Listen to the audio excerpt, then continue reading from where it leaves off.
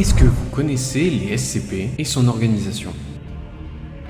Grande question. La SCP Foundation est une organisation secrète qui sécurise, contient et protège des anomalies ou des phénomènes surnaturels ou extrêmement dangereux afin de maintenir une sorte de normalité mondiale.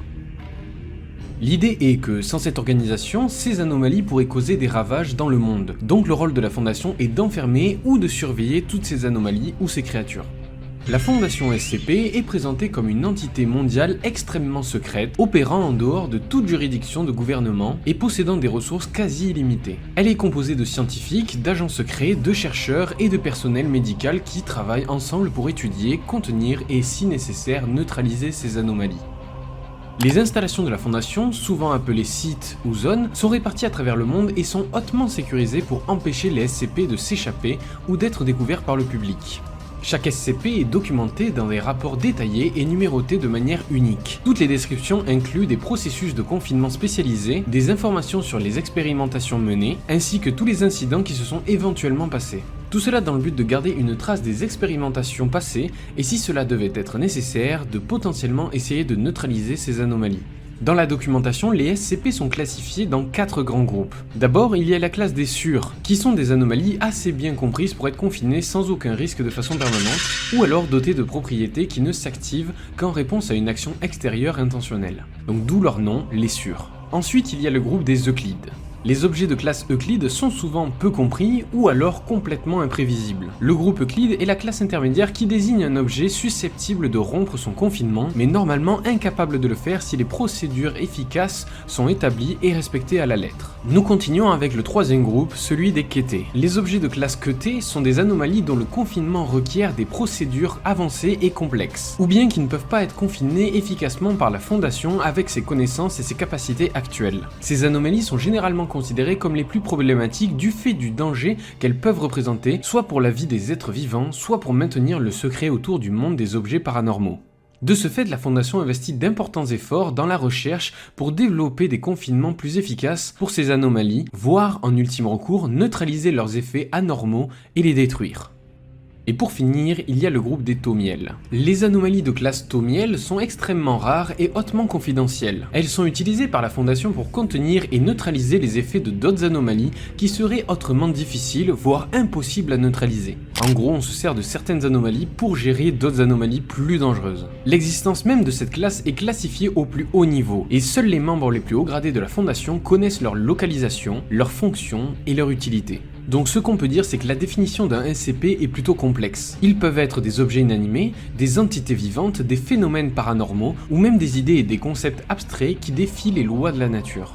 Parfois, et donc malheureusement, ces anomalies échappent au contrôle de la Fondation. Quand c'est le cas, pour couvrir ces éventuelles fuites, la Fondation a créé une couverture sous le nom d'univers de la Fondation. Grâce à cette diversion, la Fondation a pu cacher au public, sous couvert d'histoires fictives, des phénomènes ou des créatures paranormales. L'univers de la Fondation SCP a également influencé de nombreux autres médias, comme des bandes dessinées, des séries audio, des films et même des jeux vidéo. Et pour la petite anecdote, c'est grâce à un mode du jeu Lethal Company que j'ai découvert l'existence des SCP. C'est par le biais du mode Scopophobia.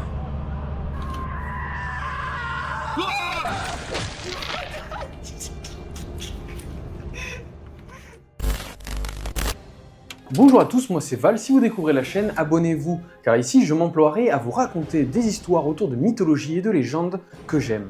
Et aujourd'hui on part à la découverte de 7 SCP. Abonnez-vous, on rush les 30K.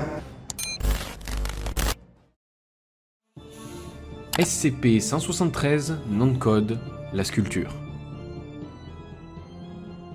L'origine du SCP-173 reste un mystère glaçant. Cette entité faite de béton et de barres d'armature aborde des traces de peinture en aérosol. Bien qu'il semble inerte, SCP-173 est une menace gigantesque pour toute personne qui s'approche de lui. Animé d'une hostilité pure, ce monstre bouge uniquement lorsqu'il échappe à notre regard, créant une tension insoutenable pour ses victimes. Il est essentiel de ne jamais tenter de le briser, car au moindre faux pas, il brise le cou de ses proies, les laissant inertes dans une scène macabre. Le silence oppressant de son conteneur est parfois brisé par des bruits de grattement sinistres, amplifiant l'angoisse qu'il dégage. L'origine de ces matériaux reste inconnue et leur nettoyage est une tâche terrifiante qui doit être accomplie toutes les 2 semaines. SCP-173 doit être maintenu dans un conteneur verrouillé. Lorsque le personnel doit pénétrer dans cette prison, ils doivent être au moins 3 à entrer dans l'antre de l'abomination. À chaque instant, 2 d'entre eux doivent fixer SCP-173 sans cligner des yeux, tandis que le troisième nettoie le sang et les excréments, espérant échapper à la fureur silencieuse de la créature. Le moindre relâchement de cette vigilance peut être fatal, transformant une simple mission de nettoyage en une rencontre avec le messager de la mort. Cette créature serait dotée d'une endurance illimitée et d'une grande intelligence. Il a déjà été capable de se servir de ses excréments pour saboter les matériaux de surveillance. Dans le cas d'une attaque, le personnel de la Fondation doit respecter les procédures de confinement de classe 4 concernant les objets dangereux.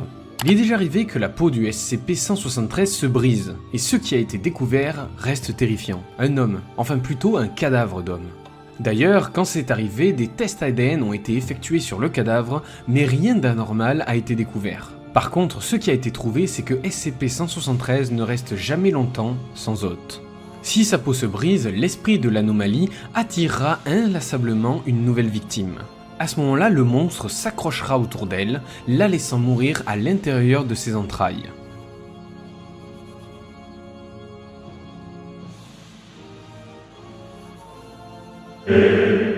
La Fondation a classé SCP-173 dans le groupe Euclide. Mais ce classement reste temporaire, il est la toute première anomalie à avoir été découverte et capturée par la Fondation. L'objectif déterminé par la Fondation de SCP-173 est de s'échapper de sa prison et de tuer toutes les formes de vie qu'il rencontrera. SCP-173 serait d'ailleurs basé sur une sculpture de l'artiste japonais Izumi Kato. Et contrairement à la croyance populaire, SCP-173 n'a pas été inspiré du Slenderman car il a été découvert et créé avant lui. Cette anomalie a déjà échappé à la Fondation, donc cette dernière a dû créer une histoire autour de lui. C'est pour ça qu'on peut le voir dans plusieurs jeux vidéo comme SCP Containment Breach, SCP Secret Laboratory et dans un mode très populaire de Lethal Company. Peu importe si cette créature semble inoffensive, croyez-moi sur parole, si vous la voyez, fuyez absolument.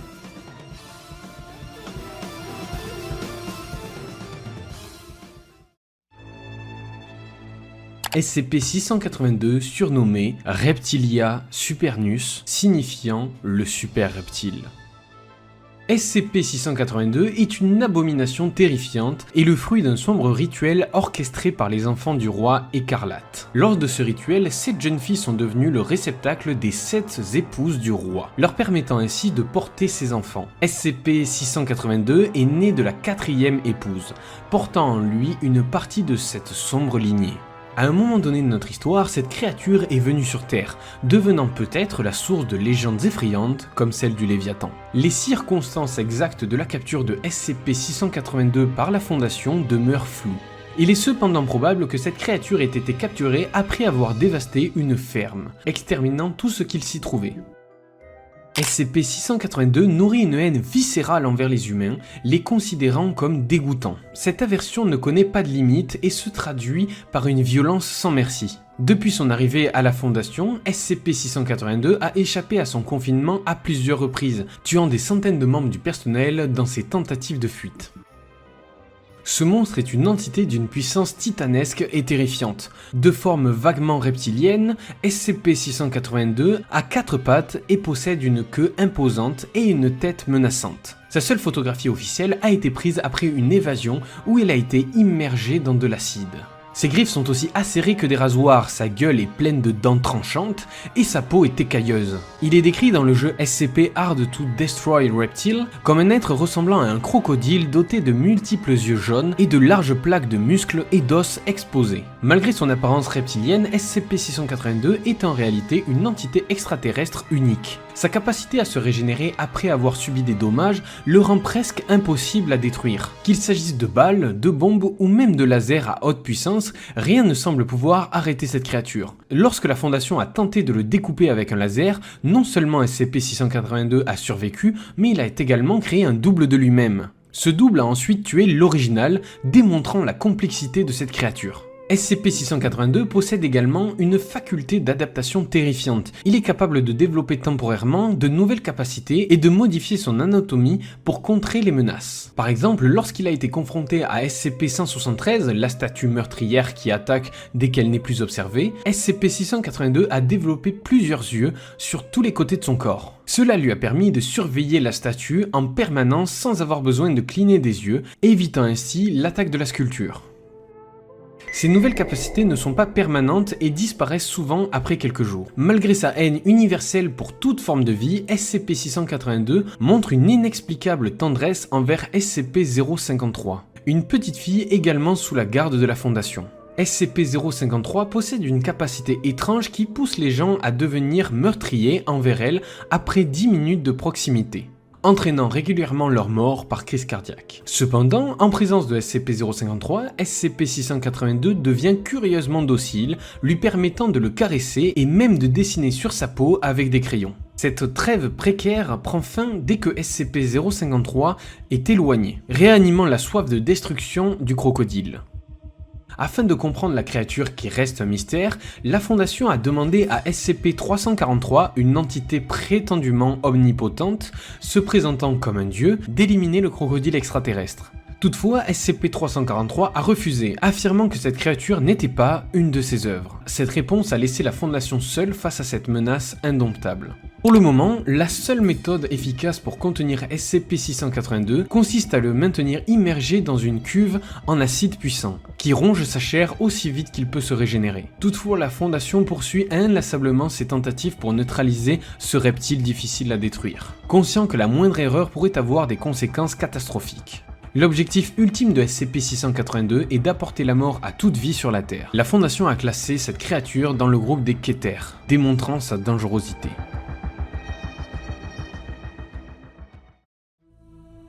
SCP-049, surnommé le fléau ou la mort noire. Déjà, cette créature est classée par la Fondation dans la catégorie Euclide. SCP-049 est confiné dans une cellule sécurisée pour humanoïdes standard au secteur de recherche 02 du site 19. Donc là, on a beaucoup d'infos. Si déplacement du site il y a, un protocole très particulier et spécifique doit être appliqué à la lettre. SCP-049 nécessite l'administration préalable d'un sédatif avant tout départ. Pendant le transport, il doit être entravé avec un harnais d'immobilisation pour humanoïdes de classe 3, comprenant un collier bloquant et des liens supplémentaires. Il doit être sous la surveillance constante de minimum 2 gardes armés. Bien que SCP-049 coopère généralement avec le personnel de la Fondation, tout sursaut ou changement soudain de comportement doit être contraint avec une force accrue. En aucun cas le personnel ne doit entrer en contact direct avec SCP-049. S'il devient agressif, l'application de lavande, qui est un effet calmant sur lui, doit être appliquée immédiatement. Une fois apaisé, SCP-049 retrouve généralement son comportement coopératif et retourne sans résistance à son confinement classique. Afin de maintenir SCP-049 en confinement, il doit recevoir le corps d'un animal récemment décédé, habituellement un bovin ou un grand mammifère, toutes les 2 semaines pour ses études. C'est la seule manière que la Fondation a trouvée pour l'apaiser, avec la lavande bien évidemment. Tous les cadavres, une fois transformés, doivent être retirés de la cellule de confinement et incinérés. Bien des années après son arrivée à la Fondation, une mise à jour de suivi de protocole a vu le jour concernant SCP-049. Suite à l'ordre du comité de confinement, il a été décidé que SCP-049 n'aurait plus le droit d'interagir directement avec les membres du personnel de la Fondation et aucun cadavre supplémentaire ne lui sera donné et fourni pour ses opérations chirurgicales. Cette directive restera en vigueur indéfiniment jusqu'à ce qu'un consensus sur le confinement de SCP-049 soit trouvé. Celui qu'on surnomme la mort noire est une entité humanoïde d'environ 1m90, ressemblant à un médecin de la peste médiévale.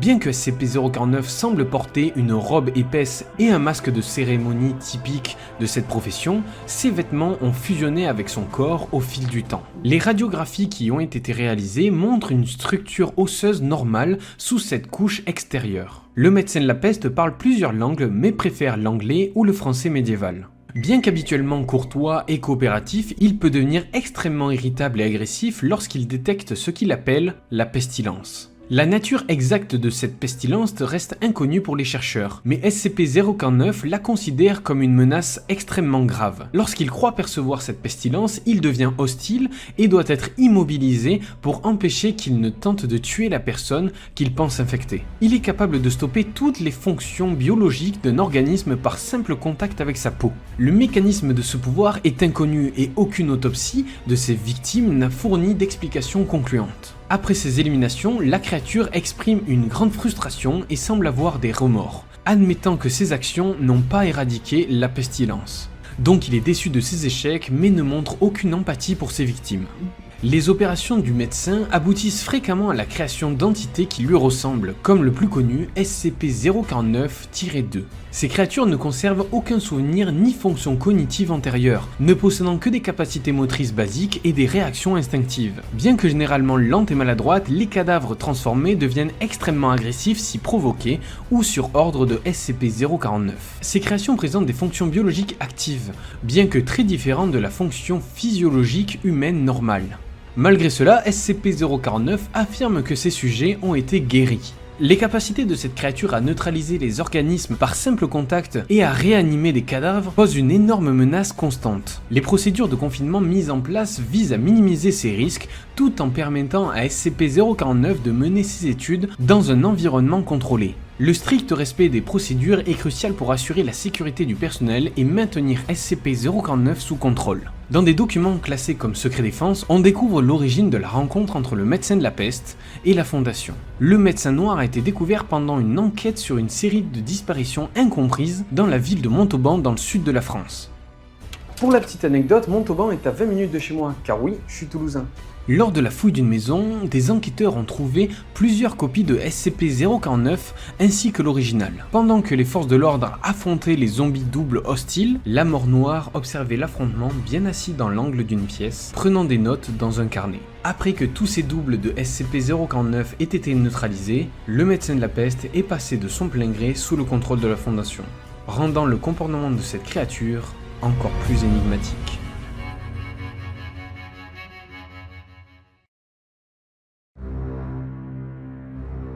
SCP-3000 Anantashesha.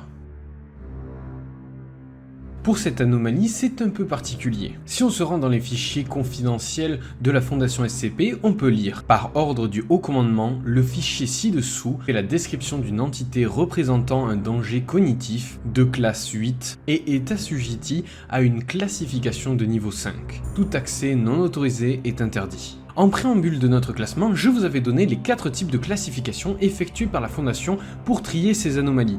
Mais j'en ai omis quelques-uns qui sont très rares et particuliers, et notamment la classe des anomalies ésotériques. Dans le groupe des ésotériques, on retrouve des anomalies nécessitant un confinement très atypique ou ne correspondant à aucune autre classe ou créature. Que ce soit les Sures, les Euclides, les Kéters ou encore les Thomiel, aucune d'entre elles n'est adaptée à ces créatures. Pour ces SCP, il faut créer un nouveau moyen de confinement rien que pour eux, car ces anomalies présentent des propriétés encore plus atypiques qu'à l'habitude. Ces cas sont très rares et la Fondation préfère toujours utiliser l'une des classifications principales si cela est possible, pour des raisons de clarté. Bon, la description de SCP-3000 est absolument terrifiante. Ce monstre est une entité serpentine, aquatique, d'une taille colossale ressemblant fortement à une murène géante.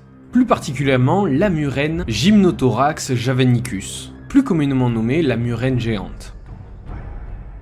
Sa longueur totale est impossible à mesurer avec précision, mais elle est supposée être comprise entre 600 et 900 km. La tête de SCP-3000 mesurait environ 2,50 m de diamètre, tandis que certaines sections de son corps peuvent-elles atteindre 10 mètres de diamètre. On est vraiment sur quelque chose qui est peu quantifiable tellement c'est gigantesque. Cette créature est typiquement sédentaire et ne bouge sa tête qu'en réponse à certains stimuli ou lorsqu'elle veut se nourrir.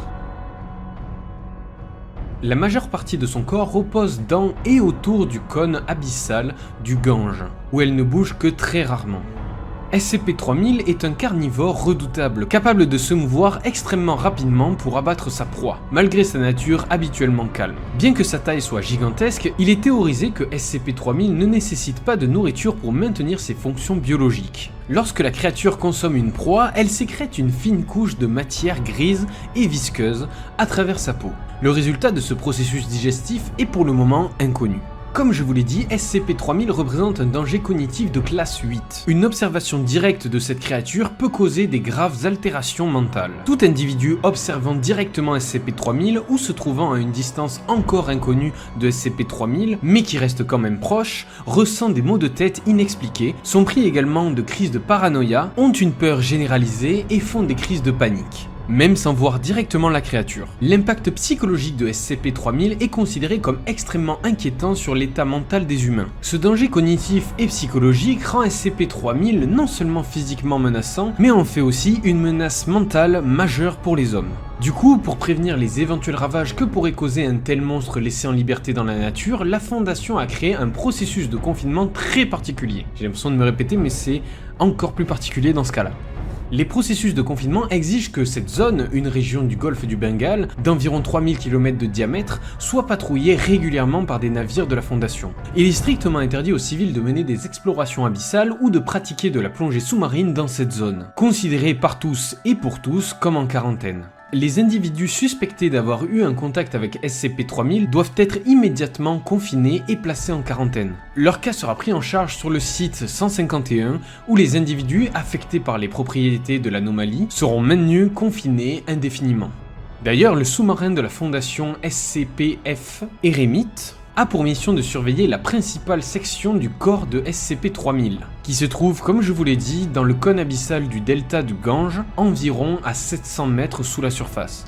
Ce qui n'est pas très profond d'ailleurs. Cette anomalie fut découverte en 1971, suite à la disparition de 2 bateaux de pêche bangladais et de leur équipage d'une quinzaine de pêcheurs, après avoir dérivé près de la côte indienne. Le Bangladesh était un État récemment constitué et faisait face à la persécution politique significative de la part du Pakistan. Cet incident attira une attention médiatique mondiale, amenant des spéculations sur une possible attaque d'un monstre géant. Les efforts déployés par les gouvernements locaux, notamment l'envoi d'unités côtières, ne permirent pas de retrouver les navires disparus et contribuèrent à accroître l'hystérie médiatique. Les chercheurs de la Fondation stationnés à Calcutta, qui est une grande ville indienne, identifièrent des similitudes entre ces disparitions et un incident similaire survenu 2 ans auparavant. Une opération de recherche avancée permit de localiser les bateaux disparus et de détecter la présence d'une masse gigantesque et inconnue, située profondément sous la surface du globe du Bengale. Et c'est comme ça qu'une investigation menée par les plongeurs de la Fondation aboutit à la découverte de SCP-3000. La zone fut rapidement sécurisée et les procédures de confinement actuelles furent mises en place dès avril 1972. Depuis lors, chaque année, des bateaux disparaissent mystérieusement et sans laisser aucune trace, laissant planer les rumeurs d'une créature monstrueuse vivant dans les océans et dévorant tout ce qui s'approche d'elle.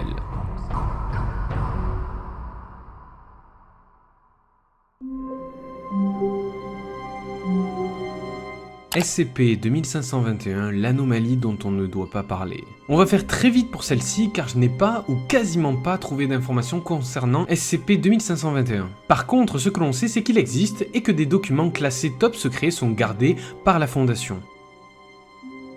Il est déjà de la classe Keter. Petit rappel, les anomalies de classe Keter sont extrêmement difficiles à confiner. Elles nécessitent des procédures complexes et avancées, souvent dépassant les capacités de la Fondation. Ces anomalies sont particulièrement dangereuses, posant des menaces sérieuses à la vie et au secret entourant les objets paranormaux. SCP-2521 est incontrôlable. Il est capable de traverser facilement des murs pour se rendre où il veut. Il est collant et possède des tentacules. Heureusement, cette anomalie ne sait pas lire et ne comprend pas les pictogrammes. C'est pour cela que les informations le concernant sont complexes à comprendre car la Fondation stocke tout ce qui le concerne sous la forme de symboles et d'images. Ici, on ne parle pas d'écriture ou d'informations linguistiques, mais plutôt de schémas ou de pictogrammes. Ces informations sont réservées aux personnes de niveau 4 ou de niveau supérieur. Tout ce que je peux vous dire sur SCP-2521, c'est qu'il aurait une forme grossièrement humanoïde, mais avec des proportions anormales. Son corps serait semble-t-il allongé et désarticulé. Son apparence est décrite comme étant composée d'une matière sombre et semi-transparente, parfois comparée à des rubans ou des bandes qui flottent et se déplacent autour de son corps. Cette matière semble presque liquide avec des mouvements ondulants et visqueux.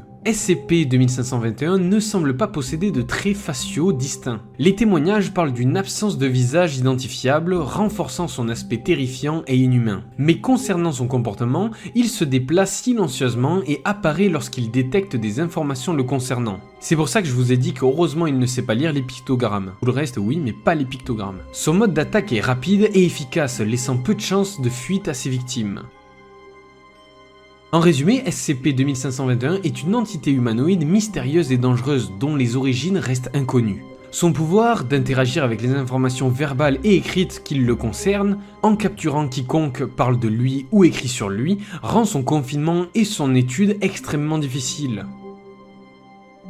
Imaginez-vous, à peine un média dirait « Oh, on a vu un monstre » qu'il se téléporterait sur eux et assassinerait tous ces humains. C'est pour cela que la Fondation le considère comme une entité extrêmement dangereuse pour l'humanité.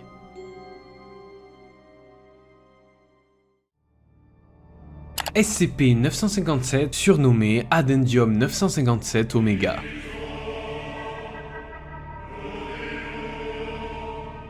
SCP-957 est une entité humanoïde terrifiante qui réside actuellement dans une maison isolée dans le Kentucky. Il n'existe pas plus d'informations sur sa localisation exacte.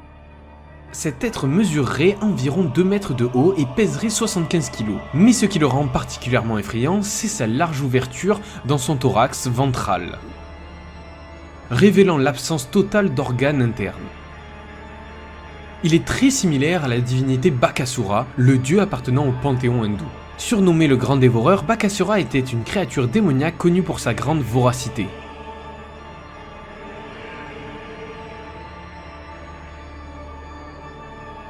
Mais pour revenir à SCP-957, il ne semble pas avoir besoin de se nourrir ou de dormir. Cette anomalie est capable de parler et de communiquer en anglais, bien qu'il préfère utiliser une langue inconnue. Malgré son apparence monstrueuse, il n'est pas immédiatement hostile aux membres du personnel de la Fondation, mais il refuse souvent de coopérer lors des interrogatoires et des tests.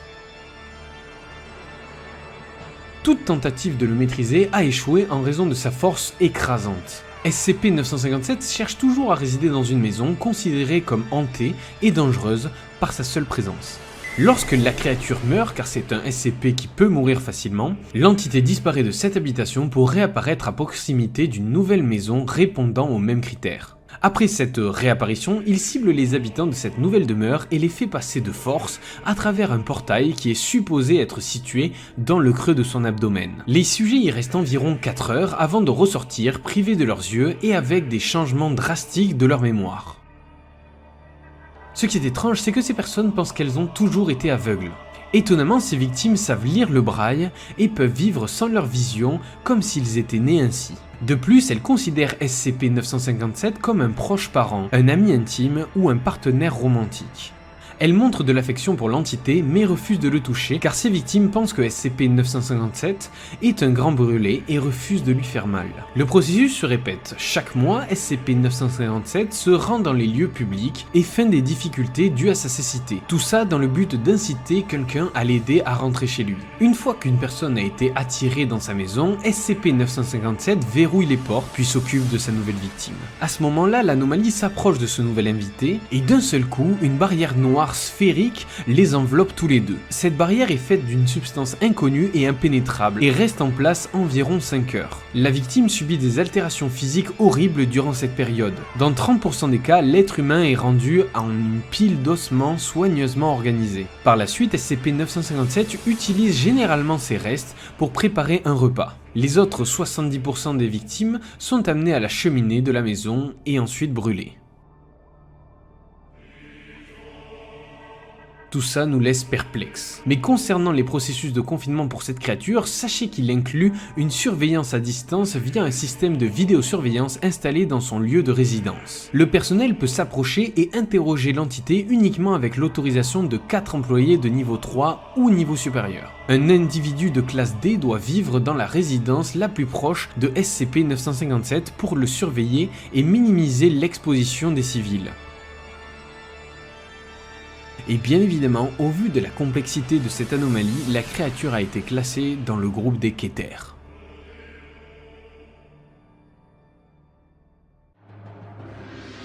SCP-096, surnommé l'Homme Triste. Parlons enfin de la créature la plus connue et la plus populaire des légendes et des histoires de la Fondation, nommée SCP-096, aussi appelée l'Homme Triste, qui est la créature qui m'a donné envie de faire cette vidéo. SCP-096 est une entité humanoïde terrifiante mesurant environ 2,38 m. Sa maigreur extrême et son apparence de malnutri donnent à son corps une apparence de cadavre, faisant extrêmement penser aux légendes du Wendigo. Vidéo du Wendigo déjà traitée sur la chaîne, lien en description, merci. Les bras de SCP-096 sont démesurément longs de 1,50 m, ce qui accrue sa silhouette anormale et dérangeante. Sa peau, dépourvue de tout pigment, et l'absence totale de poils lui confèrent un aspect spectral et macabre. La particularité la plus effrayante de l'Homme Triste réside dans sa mâchoire, capable de s'étendre jusqu'à 4 fois comparé à un humain normal. Bien que ses autres attributs faciaux ressemblent à ceux d'un être humain classique, ses yeux incolores ajoutent une touche sinistre laissant planer le doute sur sa capacité à voir. Mais SCP-096 ne montre aucun signe d'intelligence ou de conscience, ce qui renforce l'idée qu'il s'agit d'un être purement instinctif et inhumain, le rapprochant du comportement d'un animal sauvage. Habituellement, SCP-096 est extrêmement passif et rend lentement près des murs de sa cellule. Cependant, dès que quelqu'un a le malheur de regarder son visage, que ce soit directement ou bien grâce à une vidéo ou même une photographie, une aura de terreur se déclenche.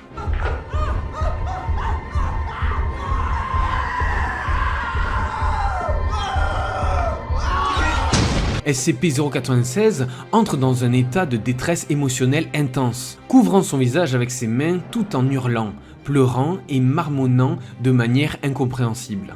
En 1 à 2 minutes, il commence à traquer la personne qui a vu son visage. La vitesse à laquelle SCP-096 se déplace est terrifiante, allant de 35 km/h à des vitesses dépassant l'imagination. Aucune barrière ni méthode connue ne peut stopper sa progression. SCP-096 semble posséder un sens inné pour localiser les personnes qui le regardent, indépendamment de la distance ou des obstacles. Lorsqu'il arrive à atteindre sa victime, il procède à son exécution de manière si horrifique que les détails sont classés top secret et confidentiels. Après cette scène de terreur, SCP-096 reste assis pendant plusieurs minutes, retrouvant progressivement son calme avant de redevenir progressivement docile.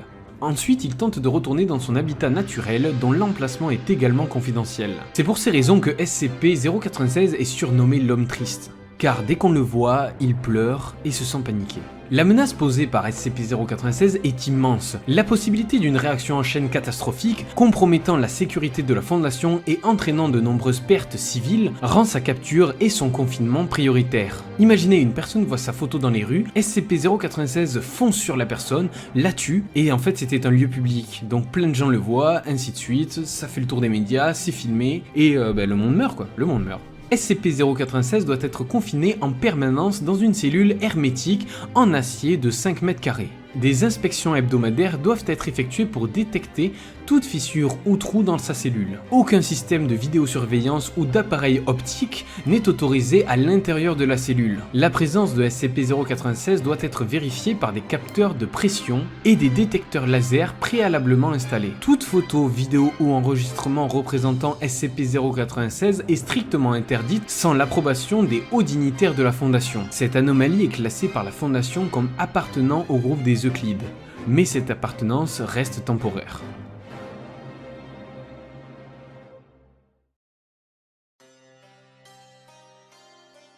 Voilà, la vidéo touche à sa fin. Si vous avez kiffé, n'hésitez pas à me le dire en commentaire et à liker, ça me ferait super plaisir. Dites-moi aussi si vous souhaiteriez un épisode 2, 3, 4, parce qu'en fait il y a tellement de SCP, j'ai dû en sélectionner, donc forcément il y en a que j'ai pas présenté mais qui ont l'air super intéressants. Donc voilà, n'hésitez pas à me le dire. Et maintenant, pour terminer, il ne me reste plus qu'à vous dire abonnez-vous et merci du fond des cœurs pour les 20K, ça fait super plaisir. Peut-être bientôt les 30, on verra de quoi est faite l'année 2025 et même cette fin d'année. Voilà, merci à tous. Et puis on se retrouve très vite pour d'autres histoires.